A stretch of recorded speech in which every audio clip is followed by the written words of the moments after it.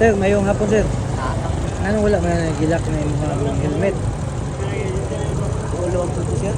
Doon ka sir. Kapila na naman na gi-remind sir. Unang-una sir ha, kana nga helmet unprescribed na siya. Inahatagan mo konsiderasyon katubong na italo nga strap. Pero kana wala na strap, guba na strap. Inyong irason duol ug layo. Kana gid nga helmet sir ginabawal gina. Una to sir ha, naanay LTO karong buwan na moabot.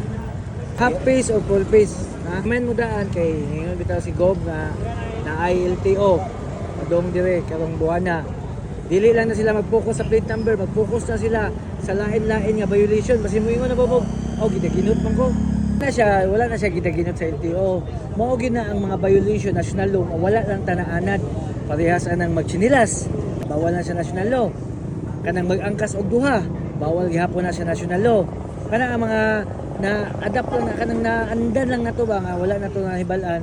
Pero pag once nga ang national na ang mag-implement, bawal gina. Dili na yun nga gidaginot ta. At least kami, gi-remind mo daan.